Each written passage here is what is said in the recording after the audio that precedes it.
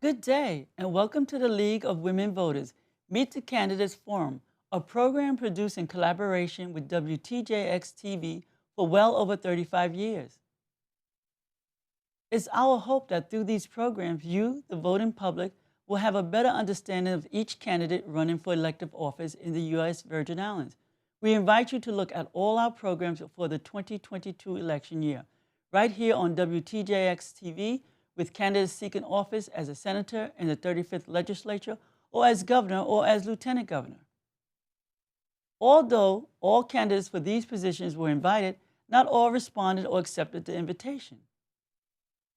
We are delighted to have here today two candidates running for the position of senator in the District of St. Croix. I am Annette Scott, and I will serve as the moderator for today's program. The candidates have been informed in advance of the guidelines for the program. No candidate had access to the questions in advance. The first responder to each question will be rotated among the participants.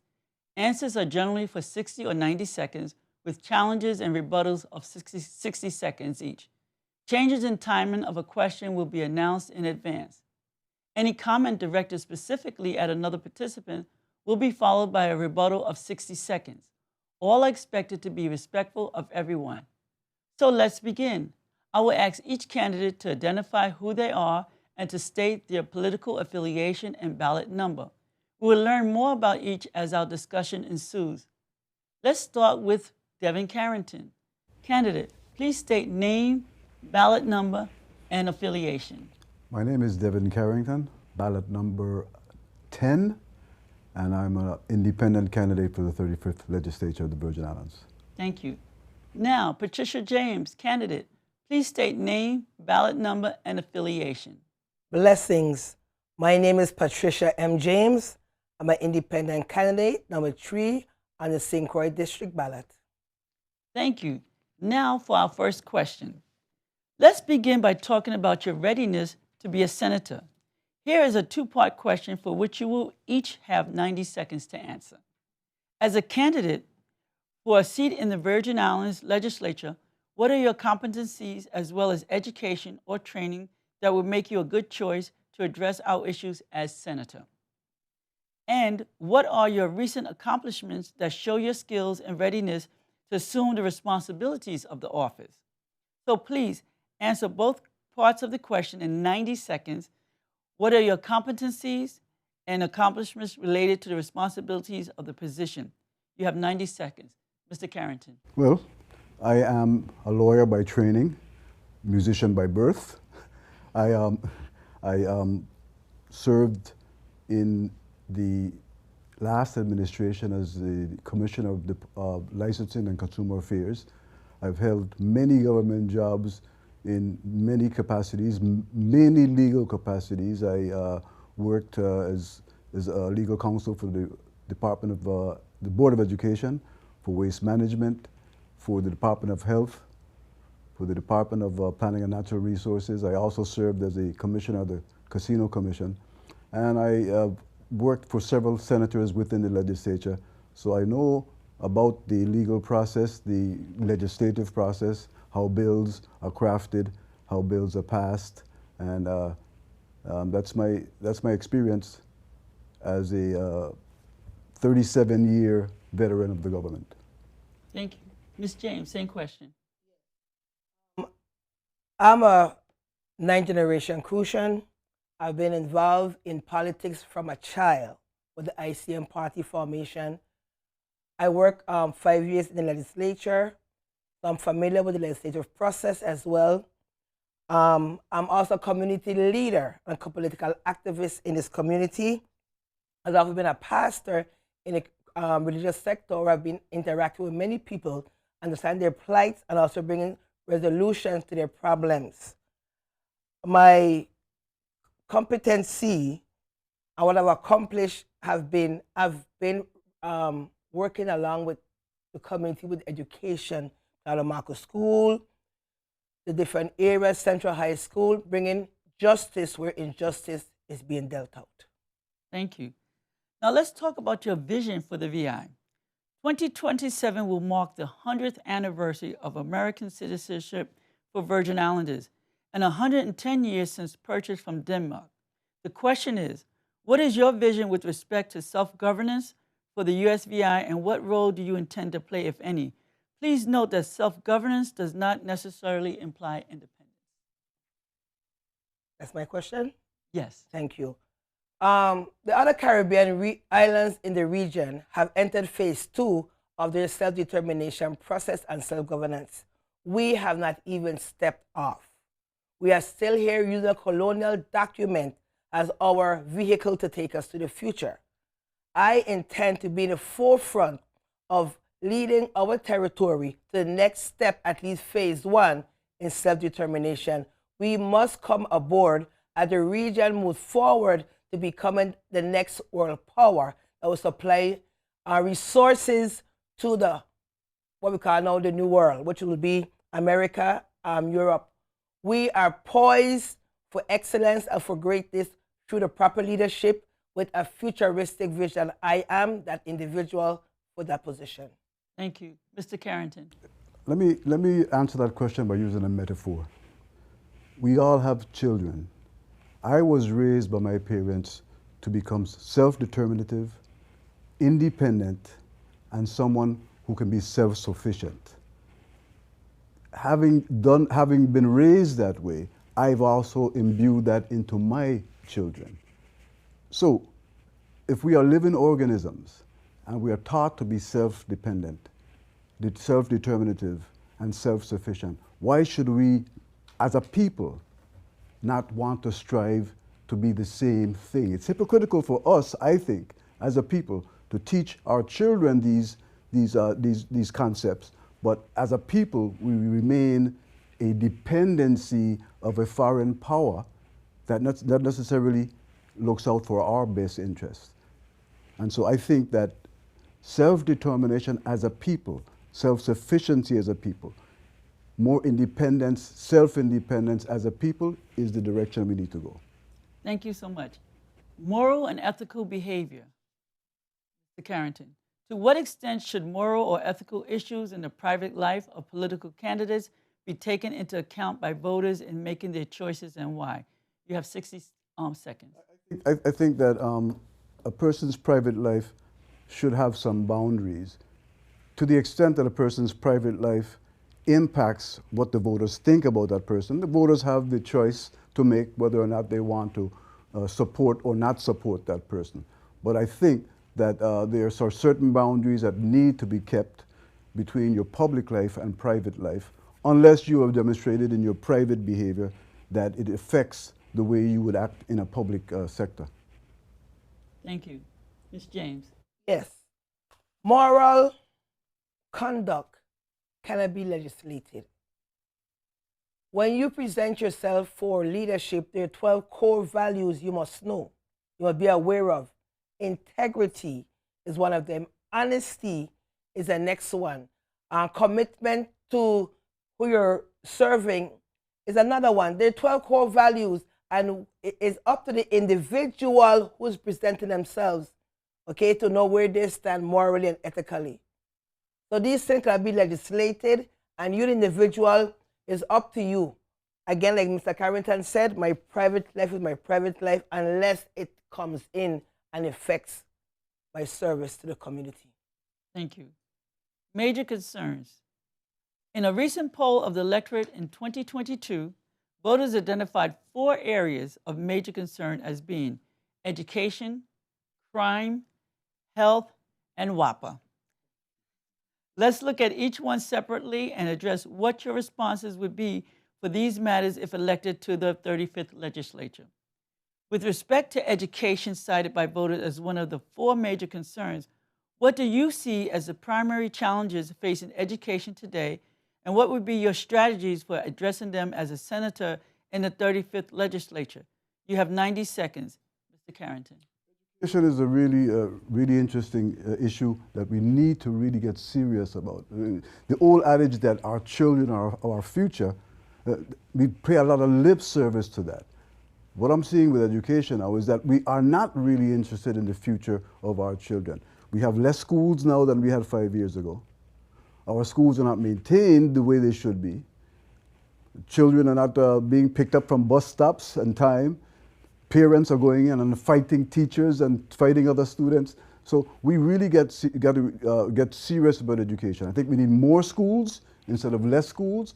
I think we need smaller community neighborhood type schools that the communities can identify with, and parents and children can be more in tune with and a part of. And we need to also be able to insist that people that we give tax breaks to, EDC companies and such, be part of the maintenance of our school. I also think that we need to change the whole paradigm where we have the Department of Education operating the schools. In most jurisdictions in the world, there's a board of education that does the day-to-day operations of the schools, the hiring of the superintendents and such. And so we need to change our whole outlook with respect to how we operate education. Thank you. Yes. James. In the area of education, I have to agree with Mr. Carrington. As I've been doing my tours, infrastructure. Our schools need to be repaired. We need new schools. I am one for specialized schools. When my son or my daughter does not learn, is not performing at the complex or Central High, alternative ed is not the alternative.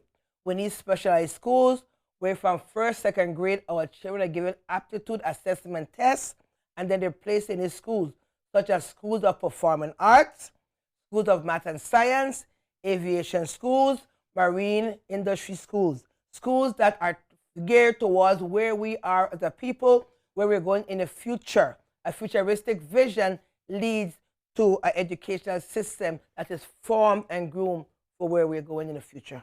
Thank you. With respect to health cited by voters as one of the top 4 major concerns, many leave the territory in search of health care, especially on St. Croix. What do you see as the primary challenges regarding health care, and what would be your strategies for addressing them as a senator in the 35th legislature? You have 90 seconds each. Mr. Carrington. One of the major problems with healthcare is that we haven't demonstrated in the last 10, 15, 20 years that we can actually operate a healthcare facility. We've got the board that governs what happens in the hospitals on a day-to-day basis, but once again, there's no demonstration in my mind that we're doing it the right way. We used to be able to do that. Why we're not doing that today is an issue that we can discuss for another half hour or more. I think that we need to consider allowing private management of our hospitals. I'm not saying private ownership, but private management of our hospitals. Let professionals who know how to run a health facility come in and operate the hospital, run the hospital. Our problem with the hospitals and our healthcare facilities is not money. It's how we manage money, how we use the money that we have.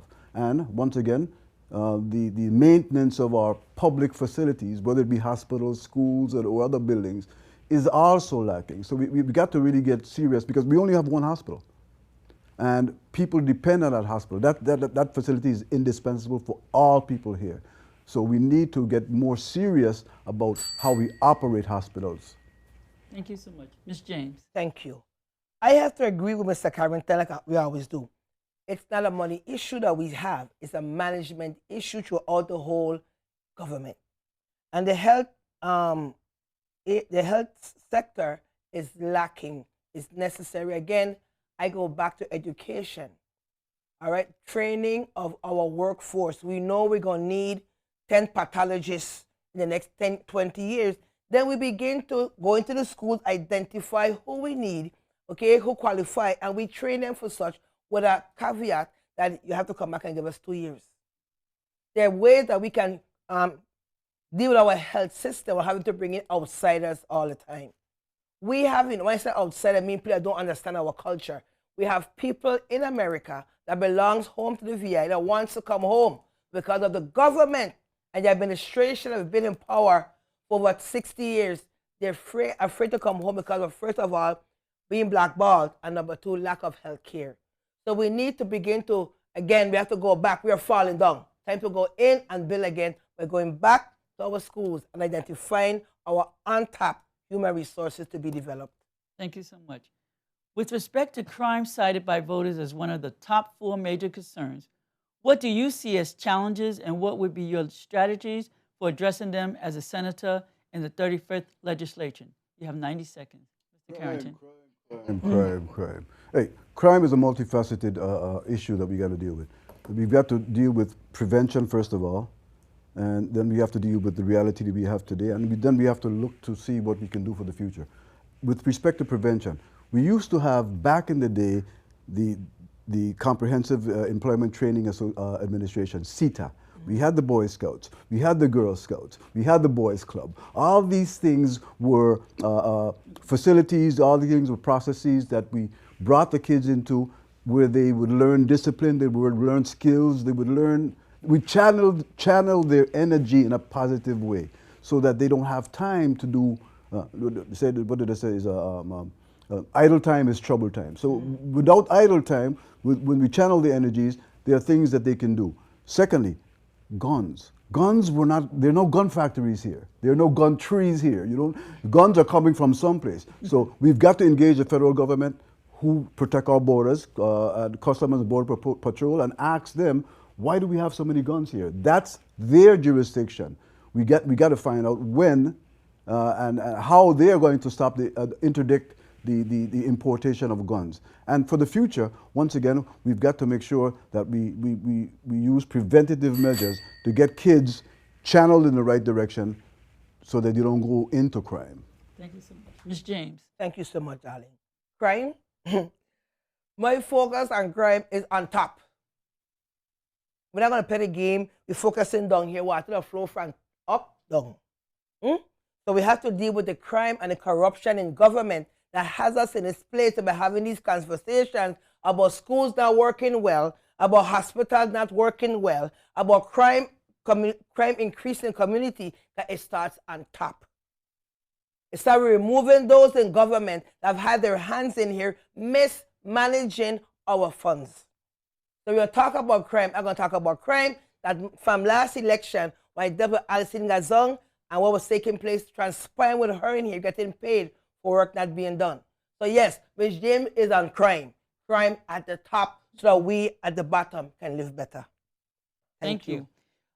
Ms. James, sexual assault against our children is a concern in our community.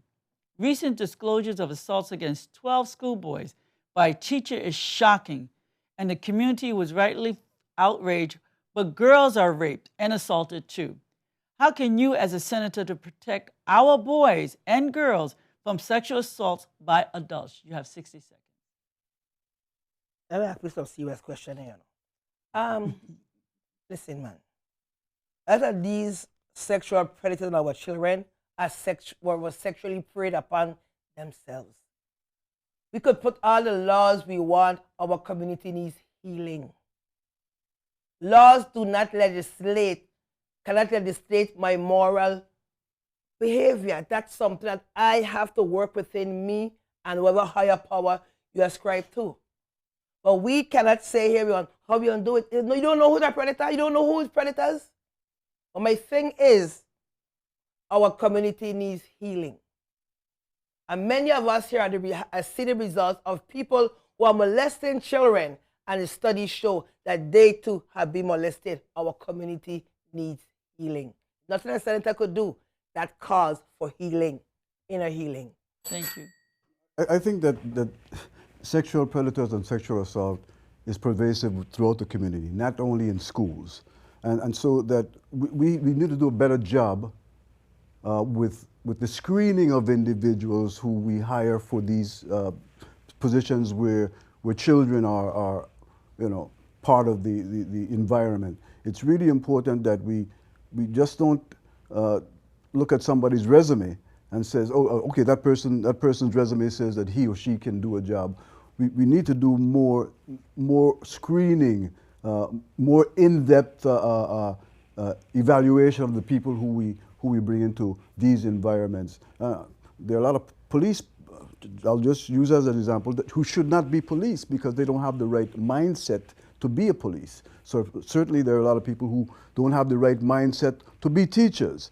So it's up to the government to be as scrutinizing of a person before they bring them into that environment. Thank you. For the first time in about 25 years, GRS was not identified as a major concern. What is your understanding of this and why? And what lessons can we learn about how this can be so? My understanding is that they've crafted a mechanism by which we use our cover over monies to bridge the gap that was created over the years when the government wasn't paying into the system, where the system made investments that didn't pay off. It's an important component to it too.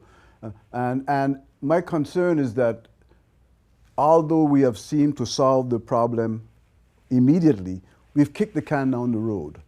And so the cover over monies, they fluctuate. What the Americans pay back to us on a regular basis fluctuates. And my fear is that that can that we kick down the road is going to be a debt that's going to have to be paid by the future citizens of the Virgin Islands. Thank you. Ms. Yes. James. We go back again to the unfunded liability that Mr. Carrington is speaking about, where the government is making their contribution into it. And I agree with Mr. Carrington, the can has been kicked down the road. We must now, we have to expand. We're too limited in our thinking.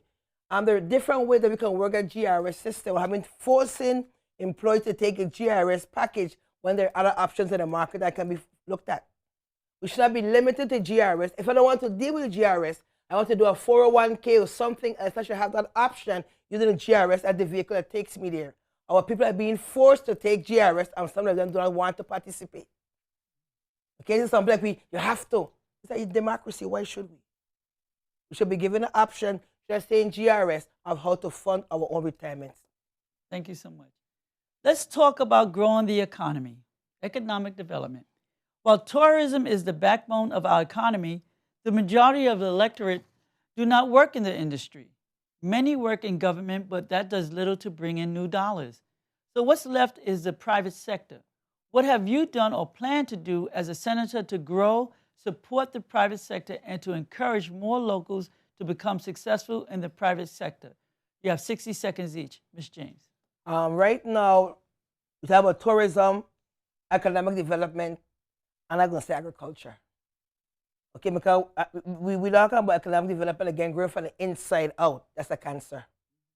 We need to grow from the inside, from the outside in with sustainable programs, such as having a proper agriculture program in place that we can eat locally. And your tourists them don't have to drink canned fruit punch. They can drink locally made fruit punch from locally made fruits. Okay, the kind of thing that I think about. I'm part of Plant Up STX, is a non-profit organization. I'm a part of the treasurer, where a group of young men are going to communities and homes and doing backyard gardens, economic development. Some are doing eggs, some are doing chicken, backyard development. So that's my contribution among many towards economic development in the territory. Thank you, Mr. Carrington. Patricia James and I are on the same page on many issues, but on this one in particular, we're precisely standing on the same page. Tourism can be a driver here in St. Croix, but not this type of tourism we're talking about that we have in St. Thomas. Any economy is based on the resources, the natural resources that a locale has to develop. So agriculture needs to be, on St. Croix in particular, something that we really get serious about. And so we can do aquaculture, we can do agritourism, we can do things like ecotourism. All these things are growing from the inside out. We're using our resources to grow our economy. And in line with that, what we do is that in anticipating what those growth sectors are going to be, then we train our children to take part in those sectors. Thank you. The pandemic has shown us that we need to diversify our economy and supplement our dependence on tourism. What other opportunities do you see besides tourism and alcohol for growing and diversifying our economy? And what are the challenges to make them a reality? Mr. Carrington. I go back to agriculture. St. Croix is historically known as the agricultural island. There's so many things that we can do. Once again, our resources, our natural resources dictate the type of economy we have. Aquaponics, aquaculture. We can get serious about planting food that we can grow here so that we don't have to be making noise about how we paying too much for tomatoes or cucumbers or lettuce in the supermarkets. Those are things that we can grow here. They're fresh, they're not shipped in a freezer, they're more natural, like farm to plate as they speak to. And so we really need to stop paying lip service to growing the economy when we do have all the means right here at our disposal to do so. Senatorial cattle, goats, chickens, all these things are at our disposal. We're just talking about it, but not doing it. Thank you. Ms. James. Yes. You know we're going to agree with Devin again, right? Okay. Yes. Okay. St. Croix has so much potential. The resources are there. And when I started my campaign, I was speaking about the untapped resources that we have. Okay? St. Croix, okay, we don't want to do cow milk and we have about lactose. But St. Croix could be the goat milk capital of the Caribbean. We could make goat cheese. We got goat knocking dogs, simple stuff. Okay? We're looking to our marine and aviation industries as well as from the economic development. And it goes again, we're grazing our children for what we need. We're waterlogged. So when we have a pilot issue, when we could have a vigorous aviation and marine industries in this territory, headquartering in St. Croix. Thank you. WICO proposes to dredge the St. Thomas Harbor to accommodate larger and more cruise ships. Do you agree that more and bigger is the way to stay competitive in the tourism market? Please explain. You have 60 seconds, Ms. James. To go bigger and not have products doesn't make any sense. I'll put that on the camera. To have tourists coming in, I don't have products that. Okay, for example, I went away last weekend to St. Thomas. I didn't mind eating that food because I eat my food here all the time. But then, when the tourist comes in asking for the fried fish, but they're in the resort don't have patfish. The resort don't have callaloo as a soup for the day. Okay? Again, we don't have our fruit punch or mango, papaya, local. We don't have those things. So if we're going to develop a package and we're going to have this tourism, what are we going to offer them? The same mashed potato and ribeye steak?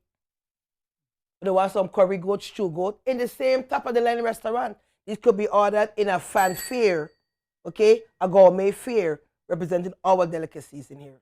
You know, I think that we're making the mistake of putting all our eggs in one basket. I think that while St. Thomas is known as one of the premier tourist destinations in the Caribbean, I think that diversification of our economy is the best way to go. Pandemic showed us that tourism can be very fickle. It just takes a pandemic or a hurricane to stop the ships from coming, and then we're left with nothing but cracked eggs in our basket. So we need to, growth is not necessarily a bad thing, but growth has to be not vertical, but it's got to be horizontal. We got to widen our economic base. And tourism is a good thing, but it's not the only thing we should depend on. Thank you. Medical marijuana was intended as a possible boost to the economy, and an office has been created to develop policies and procedures for oversight of medical marijuana in the territory. It appears that little has come from this thus far. What do you see as the role of the legislature in addressing this matter? 60 seconds. The legislature sets policies. Those policies should have timelines and goals to be met. When that policy doesn't work, it should be adaptable. One of the problems we have here is that we pass legislation without setting overall policy goals. And so with no timetables been put in place and no goals to be met, we find ourselves stalling. And that's what's happening with medical marijuana. And what has happened is that all other jurisdictions have now jumped on the bus. Their bus has gone down the road, and ours is still stalled. As a legislator, what I'd have to do is make sure that we hold people's feet to the fire. And when people don't perform, you got to get rid of them. Legislature doesn't fire people, but by putting people's foot to the fire, the legislature is able to put pressure on people to do what they're supposed to do in a timely fashion. Thank you. Ms. James. Medical marijuana is one of the many laws on the books that are not being enforced. And we get this question in many of our forums, what laws are you going to make? I answer the question is we have to go and say what laws we have that we're not enforcing, what laws are relevant for where we're at in the 21st century, and we move from there. So there is some stuff taking place because across from Croix and Rum, there is 127 acres of land already being fenced up in preparation for the medical marijuana industry. But again, like I say, the laws need teeth. Our laws don't have enough teeth for enforcement, for execution. Thank you. Let's turn our attention to the environment and climate change. For over 30 years ago, the League has asked the same question regarding the development of a land and water use plan for the territory, and without fail, over the past 30-plus years, gubernatorial and senatorial candidates alike have pledged that on their watch a plan would be developed. None has. None. So we ask, what impact, if any, have you seen on the territory as a result of not having a plan, and what do you see as a concern moving forward toward without a plan? 60 seconds. Not having a comprehensive land and water use plan, you're correct. It's been over 40 years we've been crying for it. I've been in CVI crying for it. And I'm here 6 years old still crying for it. And what we see here is the waste of our time in the legislature with these zoning changes. And I think we have the land and water use plan in place because our ancestors zoned the land how they wanted it to be used. It is for us to comply, put it in the law, and seal it. So don't come and tell me you want to use our agricultural land to bring rum, because that's not what it's for. The laws are already in place, just bringing the plan together, seal it, and calling it that. The zoning changes, the zoning for our island is there for us to implement it. That's all it is, really. Like I said before, you got to hold people's feet to the fire. If the law is on the books and a certain agency and a certain persons within those agencies are couched or are mandated to come up with the plan, and they're not coming up with the plan, then you got to get rid of them. You know, the law is the law. But here we go. If you fail to plan, you plan to fail. And what people don't realize is that we're talking about our economy, moving our economy forward, diversifying our economy. Our economy, and I said it before, is based, any economy is based on the resources you have, the natural resources you have in any locale. So without planning for the use of our resources, our land resources, our air resources, our human resources, and our sea resources, without planning for the use, integrated in an economic plan, you're not moving forward. You're spinning wheels, you're going back and forth. You must have a plan which says, this is where we're going, this is how we use our resources to grow our economy. Thank you. Climate change. What do you perceive as the potential adverse impacts of climate change on the territory? What would you do as a senator to ensure that attention is brought to mitigating those impacts? Mr. Carrington. Let me just, I did some a little radio program on this. I read the other day that scientists are saying that due to climate change, the sea level is rising 1 inch per year. Now we're completely surrounded by water, and in St. Thomas we just finished a beautiful project on the waterfront, with the highway abuts the water. So in 12 years, if scientists are correct, we're going to be that beautiful highway is going to be at sea level. How are we going to use that highway?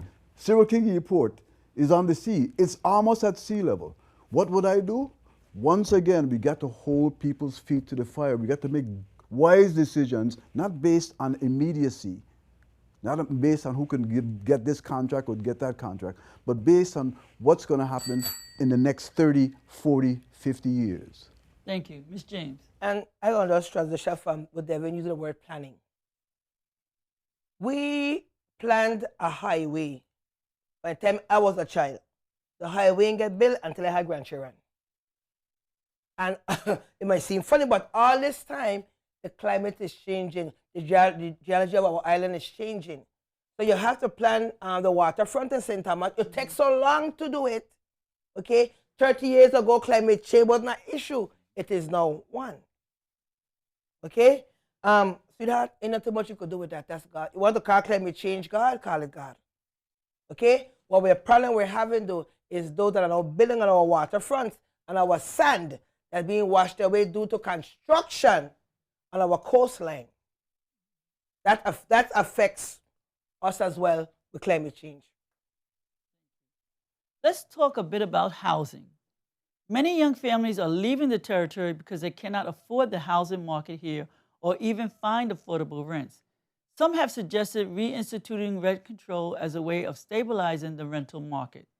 What is your position on rent control for the VI? Ms. James, 60 seconds. Well, when I was a tenant myself, I think we need a rent control board. I have to see how much advantage at times are taken of tenants, especially single mothers, or the victim of that. But think about the rent control board. Who gonna be on the board? The same tenants, the same landlords who are harassing the tenants. We have to be real because we're recycling the same people in here. Oh, camera. I don't know, we have that conversation. Recycling the same people in here over and over again.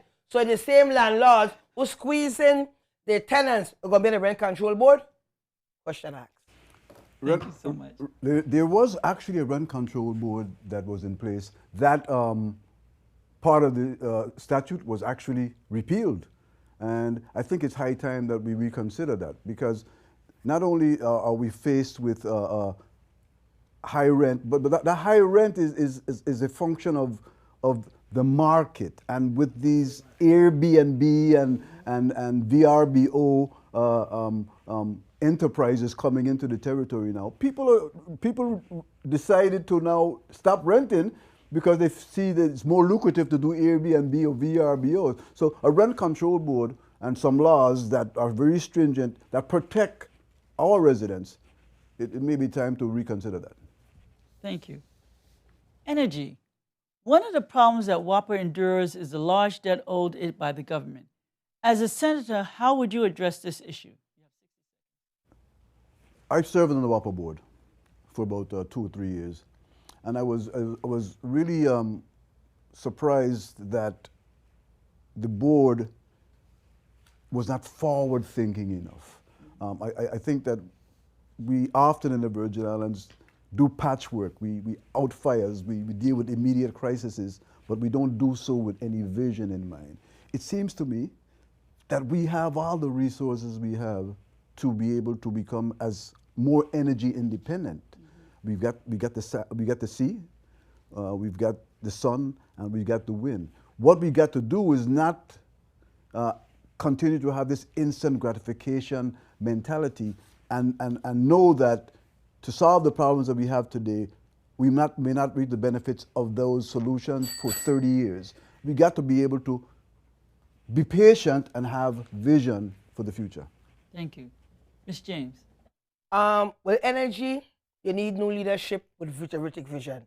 When you will take $2.5 million of tax, of grants, energy grants, and buy Teslas, while other territories like Guam and Samoa, they started their first installment into their solar panel renewable energy program. We bought Teslas.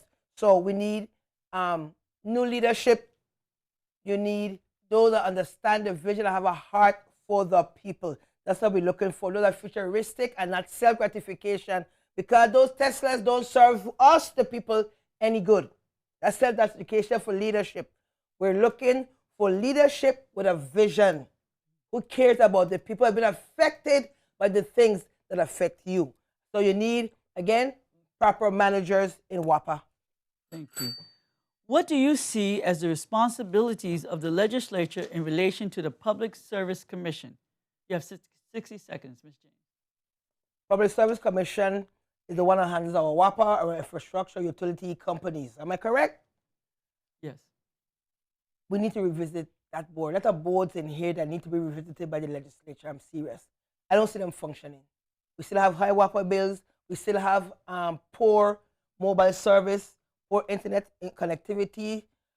We need to revisit these boards. There's too much boards in our government, and I see the boards really as termites. Should be told. I think that boards, quasi-independent and independent boards, do serve a function. The question is whether they are truly independent. The question is whether or not they are staffed by people who with political affiliations that do the bidding of the governor or this senator in power. And so if we're going to have boards that look out for aspects of things that affect us, like WAPA, like telecommunications, we have to have people on board that really have the mentality and the vision that says, hey, we're trying to protect the people. People who are not sitting there for political purposes because they're friendly with the governor, because they're going to be influenced by what the governor says or be taken off the board. We got to change the mentality where we play politics as a personal thing, and we got to start playing politics or dealing with politics based on policy. Thank you. How can the legislature better help the PSC regulate WAPA, Mr. Carrington? Repeat the question, please? Yes. How can the legislature better help the PSC regulate WAPA? Well, the PSC, they've got some teeth, and sometimes they hold WAPA's feet to the fire. But the legislature has to be as aggressive in holding WAPA's feet to the fire. What we continue to do is bail out WAPA. We bail them out. And then we find out a few months later that they need another rate hike. They're making so many promises, but those promises are not kept. And the people at the end of the day are the ones that suffer simply because those rate hikes mean that I got to pay more money. And so at some point we got to say, like, enough is enough. And we're not doing that. We keep bailing them out. I understand that everybody needs power, everybody needs current, but where do we end the extension of credit, the extension of time? We need to stop. Same question. Right now, the WAPA have been subpoenaed to the legislature that they refuse to show up. So it seems as if there's a large disrespect, a high disrespect from the communication. A high disrespect, level of disrespect coming from these boards and agencies towards our legislative branch. There is a lack of respect, I think, because it's compromise. Everybody's everybody's friend. So I'm about to stand my ground for the people. I compromise. So there's a lack of respect where I have now to subpoena WAPA board to the floor of the Senate because the lack of respect is there. Some people have continued to suggest that WAPA be privatized to resolve its current financial crisis. In fact, the VI might be the only place in the U.S. where the government owns the electric company. What is your position on this matter? What is the fear of privatization? 60 seconds. Machine. We need to follow the trend and go ahead with privatizing WAPA. We have seen for the past 30, 40, 50 years that we have been held hostage by WAPA, victims of WAPA. They do with us whatever they want without any accountability. It's time now to bring in someone else, private, to run it, who, again, like Devin says, has knowledge in running a public utility company the size of WAPA. I think that privatization is not necessarily something that we should shun. I think that privatization can bring financial resources that can help us get to where we want to get to. Now, privatization comes with some negatives, of course. When people privatize, when somebody runs something private, they run it for profit. And that may mean laying off this person, that may mean higher prices, rates. But I think that we need to craft some sort of private-public partnership with contractual timelines in mind, and with the end goal of saying that at the end of the day, if you privatize, we want you to take us to the point where we have your renewable energy, where you train our people to run the utility, and at the end of the day, that private partnership, the public partnership, can benefit everybody. What suggestions do you have for legislation that would reduce dependence on fossil fuels? 60 seconds. Ms. James. Okay, Sorry. Number one, we have to look at our ECAP participants. Begin there by seeing who our seniors are, okay, that have their own homes, and begin to figure out how we can get solar panels on these seniors' roof. It's sad when our seniors have to decide between WAPA, food, medicine, and other utilities, and they choose to not have light so that they can make ends meet. So we have to look at the least among these and begin to solar panel their homes. They're funding, their grants in place that can be accessed for such activities. I agree with Patricia totally and completely. But I think that what we need to think about is changing the mindset of us as a Virgin Islands people. We've got to, and I've said this before, we have to start thinking about becoming more self-dependent. We got to think about using the resources that we have to make our lives better. And I'm going to segue a bit. We have, when I was growing up, we drank cistern water. Today, we drink nothing but bottled water. If the bottled water stops coming, people go crazy. We have resources of our own that we can take care of ourselves. We have the sun, we have the sea, we have the wind. Let us develop a mentality of self-dependence, self-determination, and then that will propel us to change the policies that we have in place with respect to energy. Thank you. Waste management. What proposals would you have that would make the Waste Management Authority more efficient? Mr. Carrington. I think that one of the problems we have as Virgin Islands is that we become dependent on we come to the point where we believe that everything that we get should be free. It should not come with a price tag. I mean, the dumping of garbage that ends up in Anguilla, that costs. The EPA is telling us, hey, you got to straighten out that situation. And so at the front end, we can't continue to believe that we get our garbage collected at no cost, because there's a cost at the end. And so somebody's got to help pay for that cost. And the Waste Management Authority, where I worked at one point as legal counsel, needs to be funded to do a better job, to hire more inspectors. And that money's got to come from someplace. Thank you. Ms. James. Yes, we have grown to people in here, we have developed a mindset of being enabled instead of being empowered.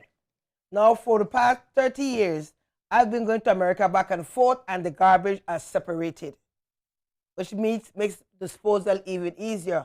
Here, no matter how much you tell us, we don't care. I guilty of that. We have been, okay? But it needs to be education in the importance of waste management, bombarding us all the time with the information and the need to have a clean island. Let's start with just throwing the garbage on the road. You know, it's a sense of pride, self-worth, national pride, island pride. Where is it?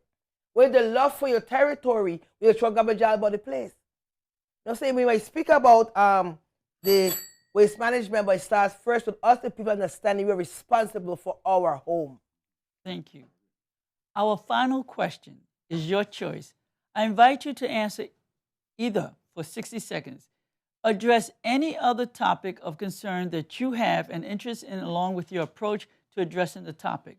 Or identify a major piece of legislation that you intend to introduce over the next 2 years as a senator and indicate why. Ms. James, I'll start with you.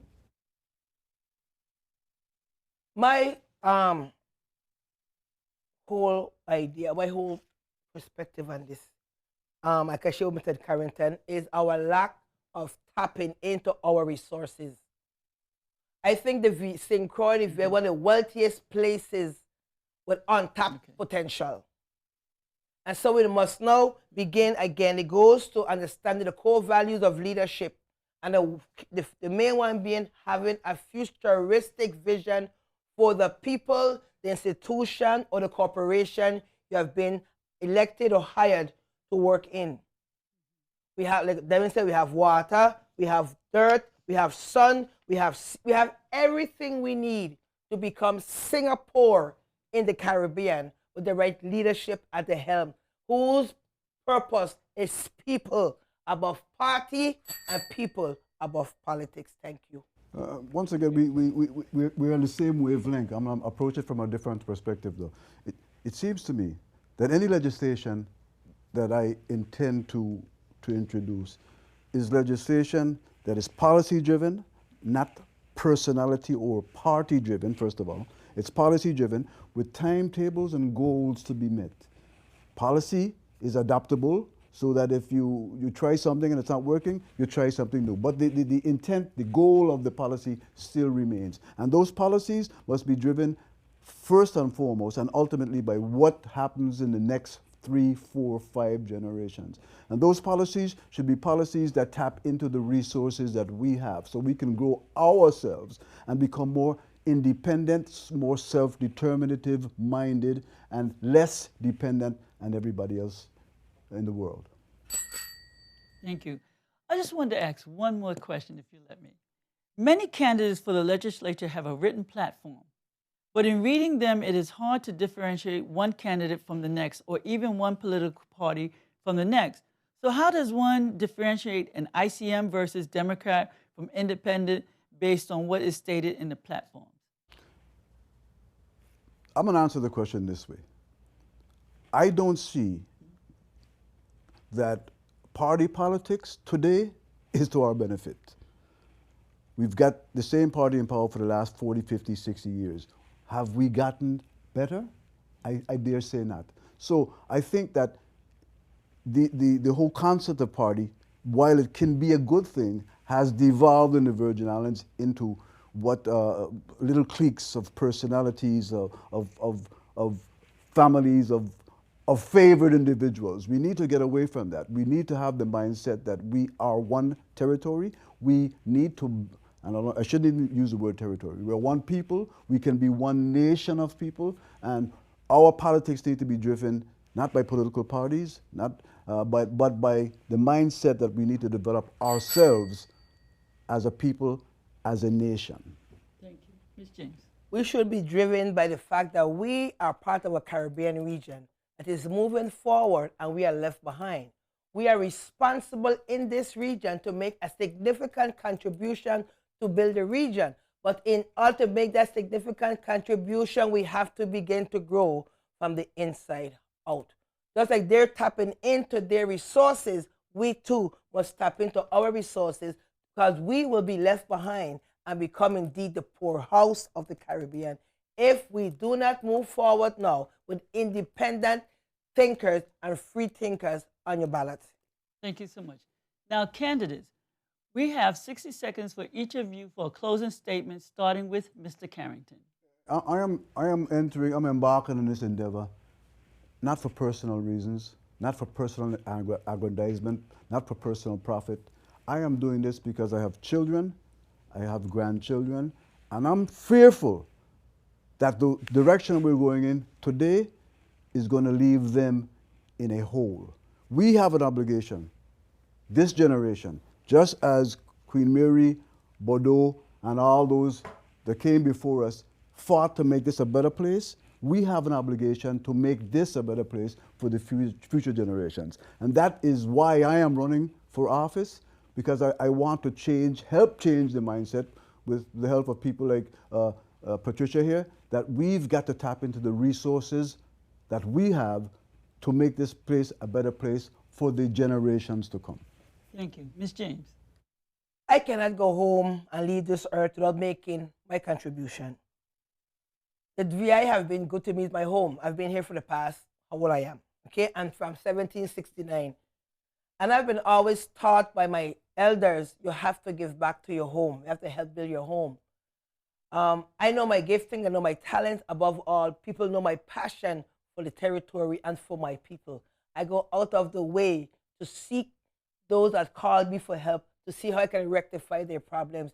You need leadership that care about you, not about party, not about the politics, about the future and the destiny of our generation. We had a generation now that forgot about generation next. I come to say to you that I am your grassroots leader that has generation next in the forefront. Thank you, candidates, and thank you, WTJX TV and staff, for today's program.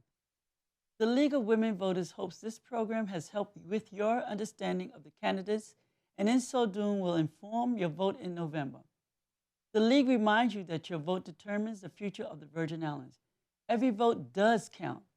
During elections, we often see an individual who barely makes the cut because a few more people did vote, or one who barely loses and wishes only a few more persons had voted. So let your voice be heard by your vote. It's your right. Take it. Thank you for watching. I am Annette Scott for the League of Women Voters of the Virgin Islands, saying vote early or vote in November, but vote.